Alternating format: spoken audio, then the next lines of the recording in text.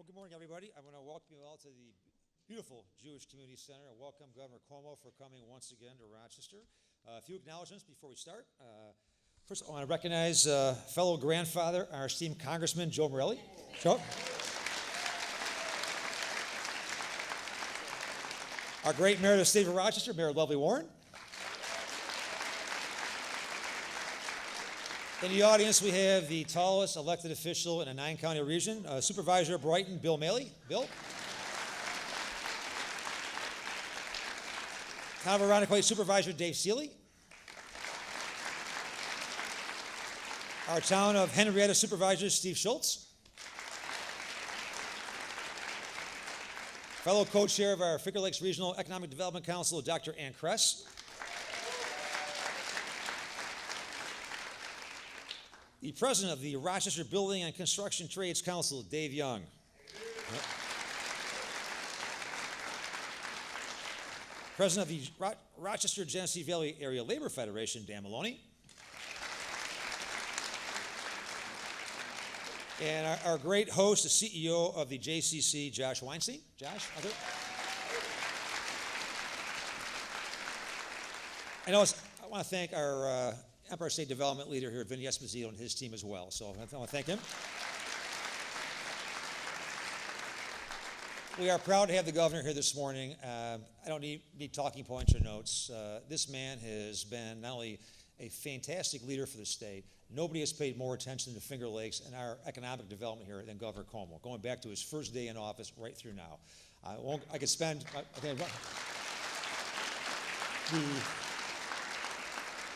I'll have him talk about things, but to go through his investments, his projects, what he has done, he really has been transformational for our economy. And I look at every day we get to see the things that he has supported, been behind, and without him, I would hate to think where we would be. And his support, his investments here have been consistent throughout his time in office. And there's been no governor in my memory that ever has spent more time in upstate New York than our governor. And today's comment about the issue of taxes, this is one that really takes very little time to even talk about. New York State certainly has had that reputation. This governor, from his first year, enacted the tax cap. And it's something that, look at the results, almost $25 billion saved since then in property taxes. And every one of us, this round of applause, I think, is worthwhile having.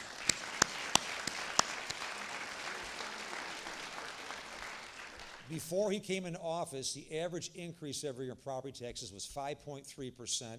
It is now averages below 2%. And every one of us in this room who pays property taxes in upstate New York is disproportionately impacted by this. We pay exorbitant property taxes. And we look at the savings and what he has done, it has been amazing. And my feeling is you can't complain about taxes and not support the governor and his push to keep the tax cap permanently. And it is a huge policy issue. Everywhere I've gone around this region, around the state, people I've talked to, they support it. Those who don't, I don't understand, because you can't complain and not support this. This really is about people and families saving money and not putting all that money into property taxes. And our homes are our biggest investments, and so it is a huge thing. And so the Finger Lakes region here, I just would say, we fully support this. We support what he has done. I want to publicly thank Governor Cuomo for all that he has done for this region, all the investments that he has made. He's been a great friend, a colleague, but again, our number one supporter. So please welcome to the stage the great governor of our state, Governor Andrew Cuomo.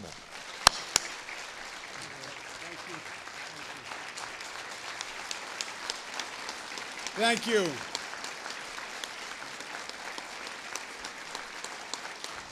Thank you very much.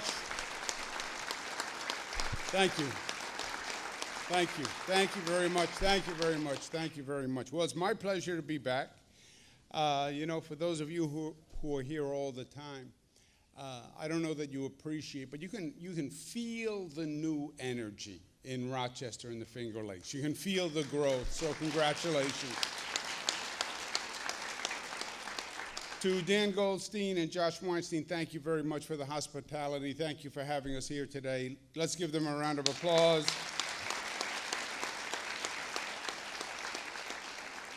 To Mayor Lovely Warren, who is doing a great job, and she's a great partner for me. Lovely Warren.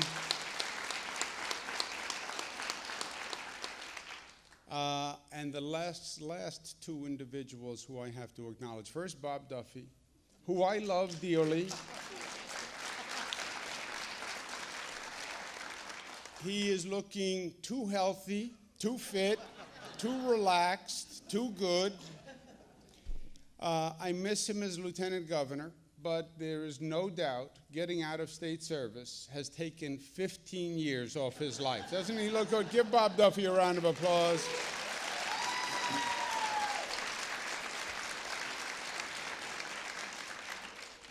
Bob Duffy and Joe Morelli as grandfathers. Boy, that's a real life mark when you turn grandfather. I would not know. I am not a grandfather.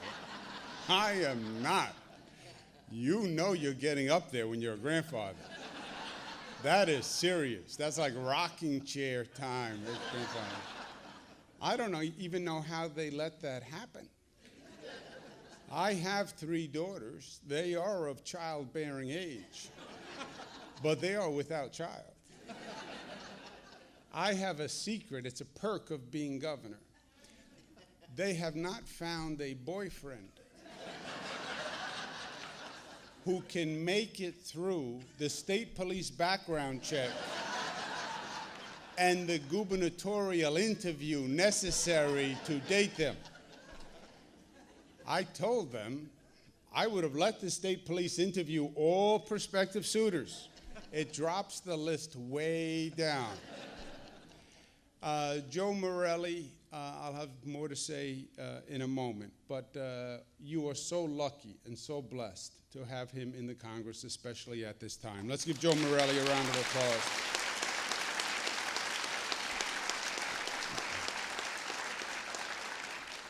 Things are going great in Rochester. All across upstate, it's a different economic reality. It's a different cultural reality. We have young people coming back. We have young people buying homes. We have jobs going up. And we have to keep it going. And in this crazy world, things change all the time, and you have to constantly adjust. And that's what I want to talk to you about today. We are about 6 weeks into the legislative session, starts in January. And we're about 1 month from the state budget. And the state budget is very important because most of the work for the year gets done in the state budget. The word budget is a little deceiving. It's more than just numbers. It's the entire state program. And the legislature has done good work so far. In the past 6 weeks, they've passed a lot of bills. They've been more productive than usual. Issues, frankly, that I have supported for years, that Joe Morelli supported, that Bob Duffy supported, that we couldn't get done, are now getting done. The Reproductive Health Act to protect the women's right to choose.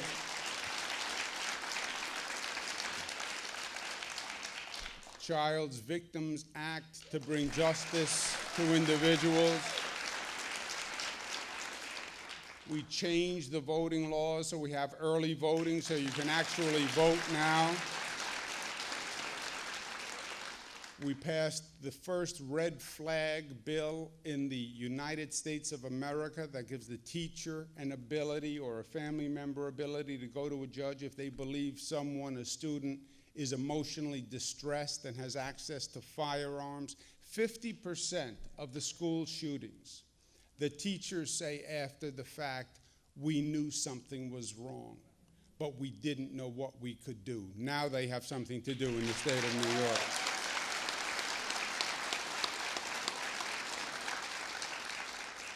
And we're going to pass criminal justice reform, which is long overdue because we have a criminal justice system that has a racial bias by impact. It has to change, and it has to change this year, and it will.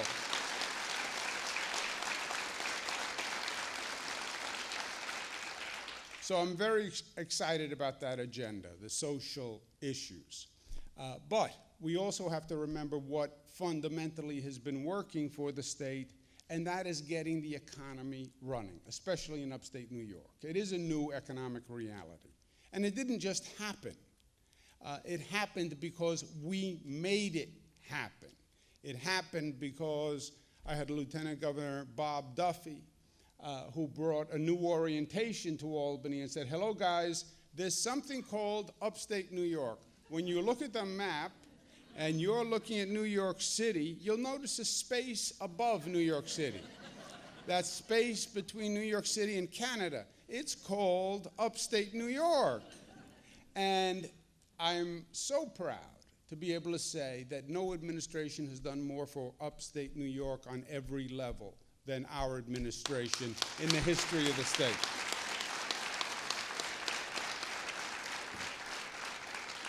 And bringing the economy back is what works. Because as many good social things as you want to do, as many good positive affirmative things as you want to do, you need an economy. You need a tax base. You want to attract young people, they need to know they have opportunity here. You want to keep young people, they have to know that businesses are coming in, and this is the place to be. You have to be growing jobs to do any of these things. And either you are growing or you are shrinking.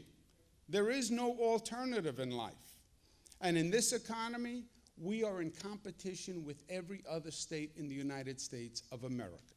All day long, we have other states trying to seduce our businesses to go to their state with economic packages, and frankly, it's vice versa. We're competing for other businesses to bring them here.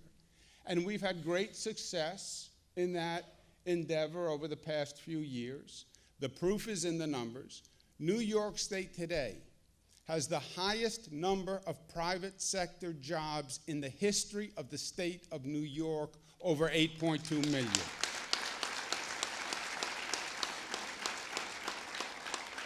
Our unemployment rate the day Bob Duffy and I walked into office statewide was 8.4%. Today it is 3.9%.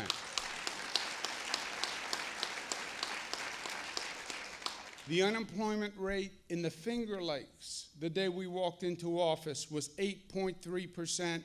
Today it is down to 3.9%. And those are the numbers that matter. Those are the numbers that matter. Now, how did it happen?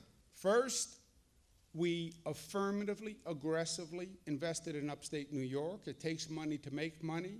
We did it in a much different way. We didn't sit there in Albany and say, this is what Rochester should do. We went to Rochester and we put together the best business minds. Bob and Ann Kress now run the Regional Economic Development Corporation. They're doing a great job. And they brought the businesses together and academics together and the political officials together. And they said, let's come up with a real business plan. And the state said, we'll invest in your business plan. But it was a business plan. It was not a political plan. It was how do we grow businesses, attract businesses to create jobs. And we invested over $6 billion from the state side to incentivize that private sector machine. And the private sector engine is running. And you see it all across the board. You see it from Eastman Business Park to Rock the Riverway to Dado to Lago Casino to American Packaging to Paychex to the new Rochester Airport to the new Rochester train station to I-390, rebuilding the transportation system, rebuilding the private sector, the new entrepreneurial energy, capitalizing it here, making the investment. And we did something else, which is an essential part. We reduced taxes. We reduced taxes. Well, you're a Democrat. How can you say you reduced taxes? You can be a Democrat and know how to do math. You can. You can.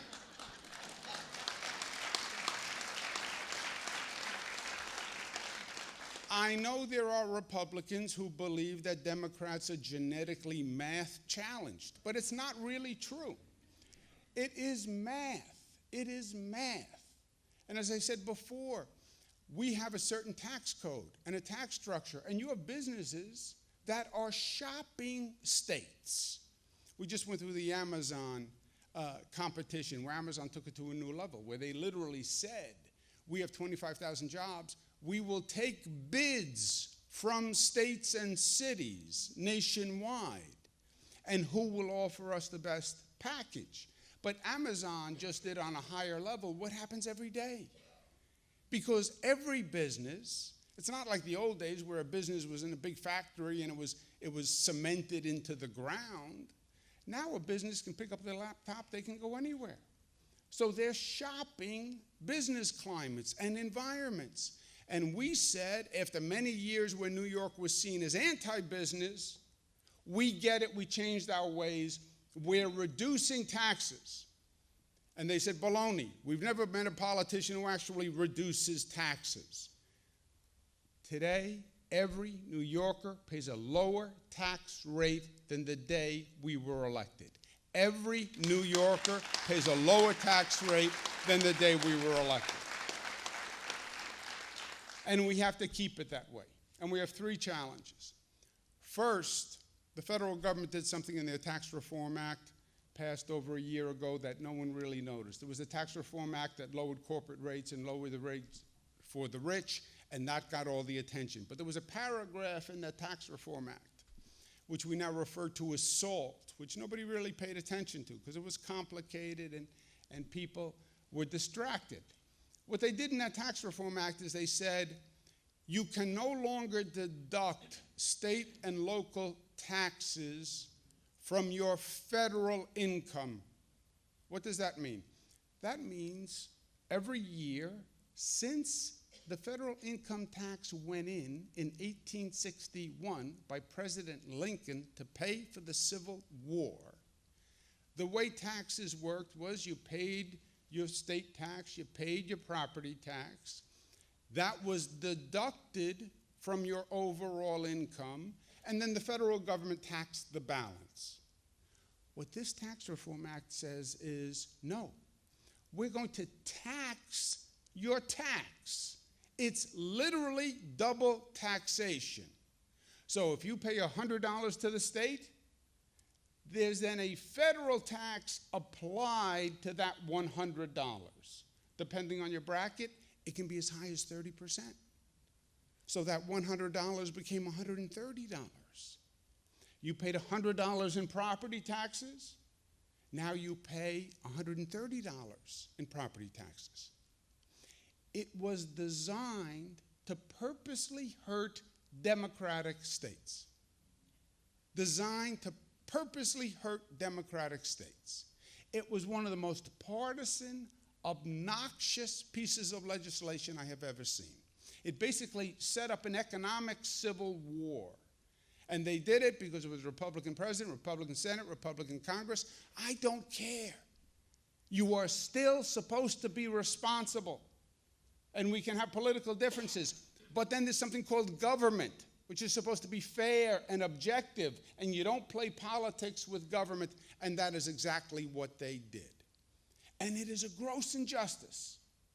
There are 40 states that take more from the federal government than they give. There are only 10 states that give more to the federal government than they take. 10 givers, 40 takers. You know who the number one giver is? State of New York. Gives more to the federal government than any other state, $35 billion more. This provision raises the inequity. It's another $15 billion from New Yorkers. And what it does is it makes us structurally less competitive. Because now when the business calls up and it says, well, I can go to you or I can go to North Carolina, I can go to you or I can go to Florida, they are in a better position because they don't have this tax penalty that we have in New York. If we don't fix it, this could be a point of inflection for the state's economy because it is a structural change in the federal tax code. It has to be fixed. It has to be fixed. That's what's called SALT. That's going to be a federal issue. I've spoken to Speaker Pelosi. It is the single most important federal provision for the state of New York, period. I'm going to work with governors all across the nation to get them to focus on it. And luckily, we have a phenomenal congressman who's going to fight the fight for us, Congressman Joe Morrell.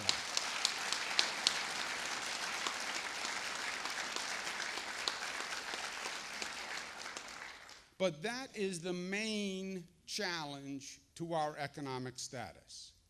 What do we do in the meantime? We have a property tax cap, which Bob mentioned. The property tax cap was the smartest thing we did when it came to tax policy. Property taxes are the number one tax in the New York State. Property taxes are 2.5 times what people pay in state income tax. 2.5 times. Franklin Delano Roosevelt used to love to rail about this because people would complain about taxes, and he would say, don't look at me, it's not the state tax, it's the property tax. Property tax is 2.5 times. And the property taxes were going up 5, 6, 7, 8% a year. We have the highest property taxes in the United States of America. Upstate New York, we have the highest property taxes in the United States of America as a percentage of home value. And they were going up, up, up, up. We were literally taxing people out of their homes. We had people who had a tax payment higher than their mortgage payment. We said it has to stop. And we passed a property tax cap at 2%. And we said, you know what? Every family in this state has to live with an economic constraint. Nobody's income is going up 6, 7%, 8% every year. And if your income's not going up, you can't pay taxes going up at that level. So we capped it at 2%. And there was a firestorm. Local government said, there's no way we can do this. There's no way. I said, you have to do it because every family in the state has to do it. A 2% increase on income, who's getting a 2% raise every year? Nobody. Incomes have been stagnant. Middle class is going backwards. We passed the 2% property tax cap. It has saved the state $25 billion. It has saved the Finger Lakes about $6 billion in taxation. This year, in this budget, we have to make the property tax cap permanent so we can say to homeowners who are afraid of salt and the impact, don't worry.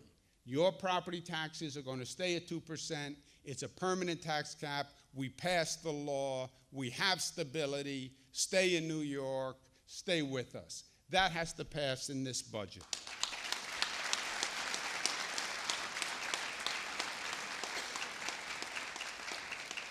And to further assure New Yorkers that we are on the right track, I want to do another tax cut on the state income tax side for middle-class families.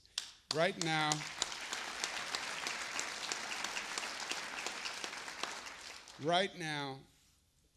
the income tax rate up to $150,000 is 6.85%. I want to drop that down to 5.5%, over 0.3. And salaries up to $300,000, it's now 6.85. We want to drop that down to 6%. So all middle class up to $300,000, which at one time you'd never say $300,000 was middle class, but it's now considered middle class. Everyone gets another tax cut so they know New York is headed in the right direction and they're confident that staying in this state is the right direction.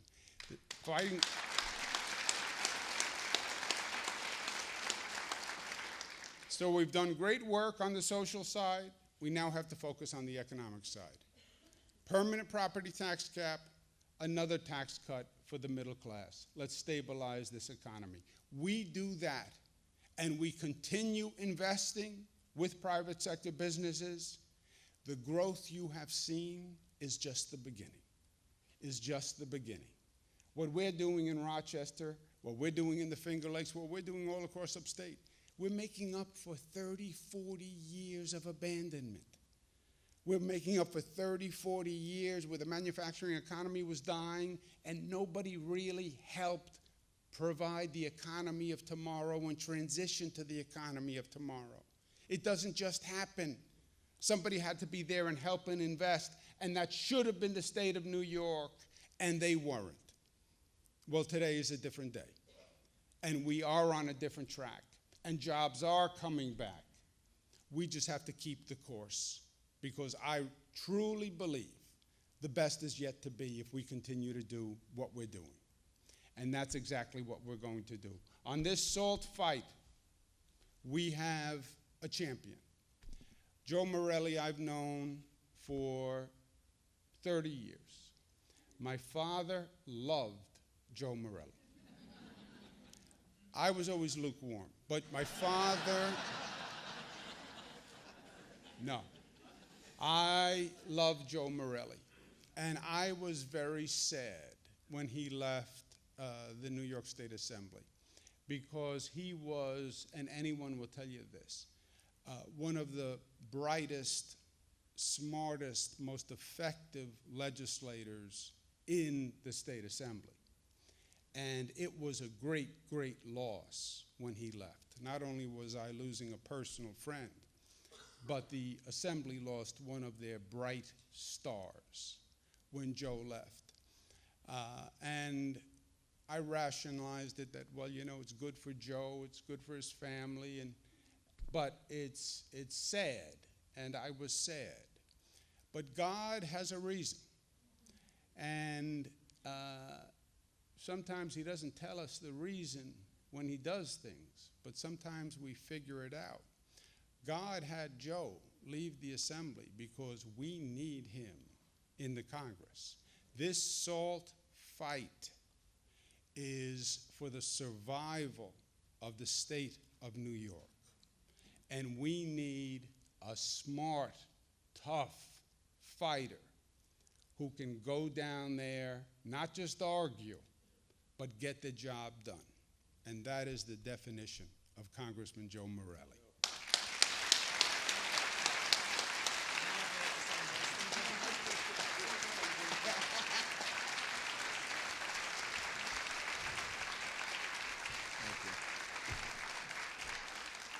Good morning, and thank you so much. First of all, to my dear friend, the governor of New York, who we've been together a long time, worked together when he was at HUD as first an undersecretary, then secretary, then the attorney general of this great state, and now as governor. And I was proud to be with him when he talked about reducing property taxes, proud to be with him when we introduced the bill, proud to be with him when we signed the bill, and I'm proud to be with him today. And I do have to say, though, Governor, you know, I'm going to tell something that I probably shouldn't reveal publicly, but over the last several months, I have anxiety from being separated from my friends in Albany, the governor, chief among them. And I keep reminding him that, you know, there are opportunities for smart people in Washington. And I've said this to him over and over. He kind of ignores me, as he is probably smart to do. Certainly want to do. And I came home last night, and Mary Beth Morelli, who's very astute, said to me, I hear the governor's running. And I was, first of all, crestfallen that I wouldn't be the first call to tell me that he's running. And I said, what do you mean he's running? She said, he's running. I saw in the paper he's running, trying to keep that trim, thin figure. So I was crestfallen a second time, but I'm going to reiterate publicly, Governor, whatever you run for, I'm with you, 100%.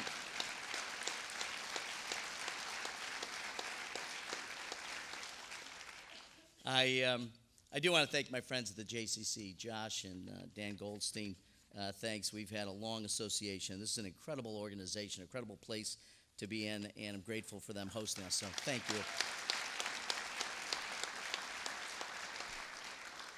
And, of course, to my dear friends, Bob Duffy, who is just a remarkable friend, a remarkable individual, and has contributed so much to this community and continues to contribute in his role as the head of the Chamber of Commerce.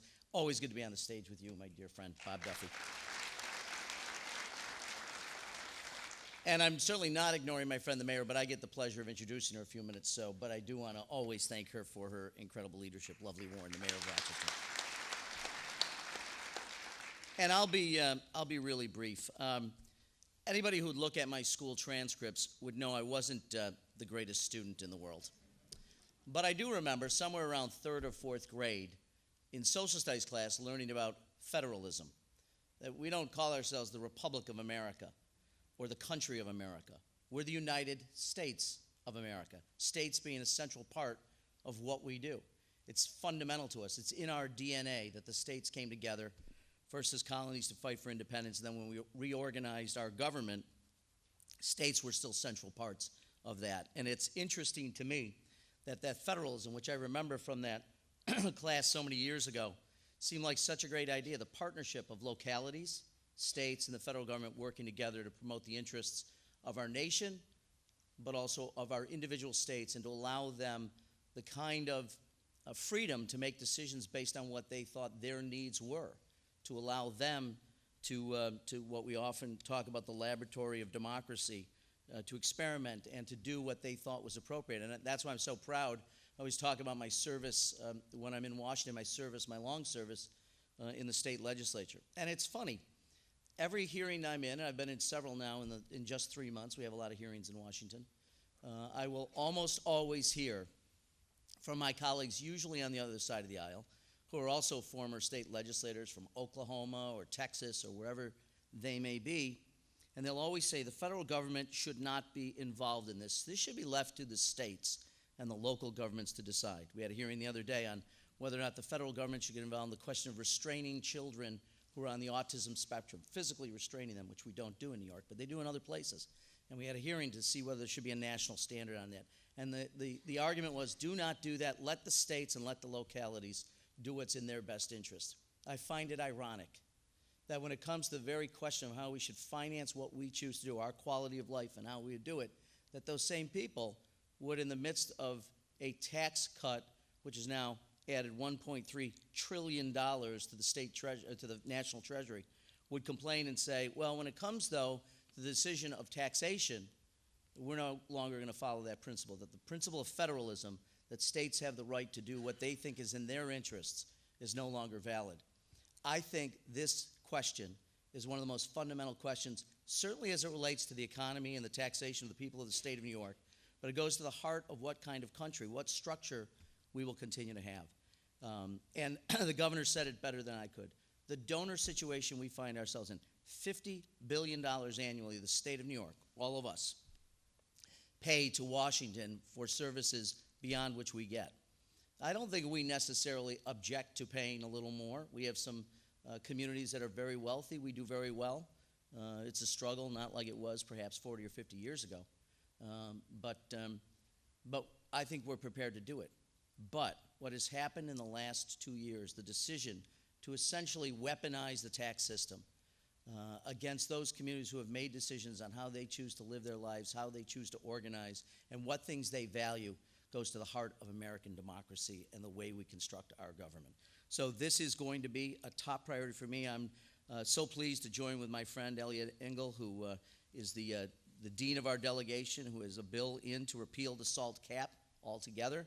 I know that the governor, who has a long relationship with the speaker, has continued to talk to her about the importance of this, and I'm going to do everything I can to make sure that we restore the sense of balance the governor talked about. Since the beginning, the inception of the income tax in the United States, never before has Washington said, we will pick and choose winners and losers. So this is fundamentally the most important thing we can do. I am so grateful to the governor for his continued dedication to this, for continuing to lead the way.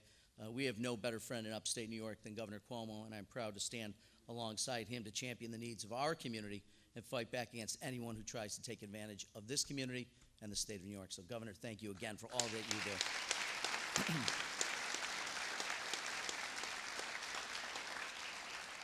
And speaking of partnerships, I could have no greater partner than lovely Warren. The city of Rochester is on the move. You see cranes, people are moving, neighborhoods are being rebuilt. We are working together on issues of poverty, on issues of education, of making sure Rochester continues to rise. She's inspiring to be with, and I know she's going to inspire you in just a few seconds, because I'm proud to introduce my great friend, the mayor of the city of Rochester, lovely Warren.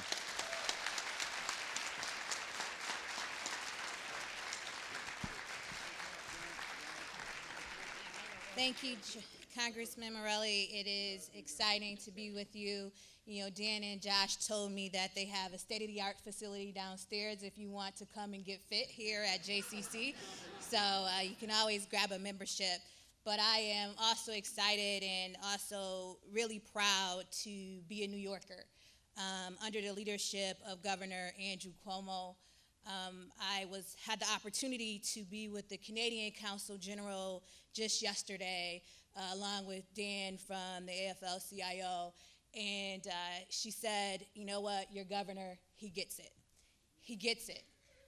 Whether you're talking about climate change, if you're talking about trade, if you're talking about taxes, if you're talking about the impact on everyday New Yorkers, everyday people of the United States of America, our governor gets what needs to be done on behalf of those people. And we're so excited to have him come to Rochester to talk about relief for the middle class, having the challenges that we have here in our city.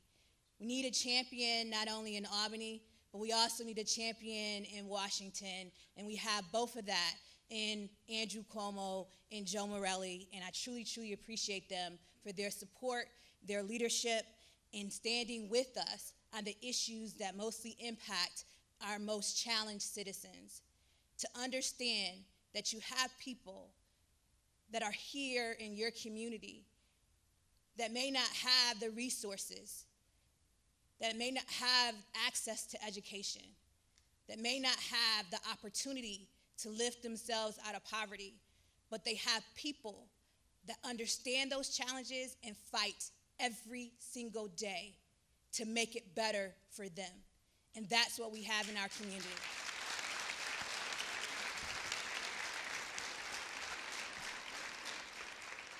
To have a partner like Bob Duffy in the chamber is also very, very important when it comes down to building businesses and making sure that people have access to quality jobs. We can't do it by ourselves. We need everybody to put their hand on the plow, to move in the right direction, and that means holding people accountable, making sure that everybody understands that this SALT challenge is a challenge that affects the least among us, but also those that have the most. And we have to do everything that we can to support Governor Cuomo in making sure that this particular provision is revealed. So thank you, Governor, for coming. Thank you all for being here. We truly appreciate your support.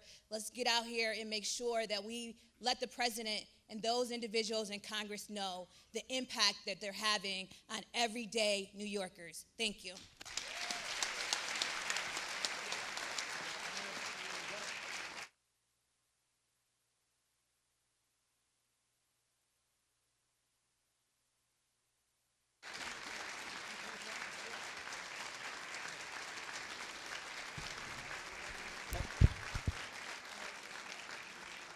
I want to thank Governor Cuomo. I want to thank Congressman Morelli, Mayor Warren, all of you for coming. That completes our program. I want to, again, Josh Weinstein and Dad Goldstein, thanks for hosting us. And the last thing, I was told by Josh, I probably shouldn't say this, you might catch a certain famous anchor person walking around here with his hair all messed up who works out here, who happens to be on TV, a certain channel for the last 40-some years. So I just, look around when you leave. You might see him. And have a great day. Thanks for coming.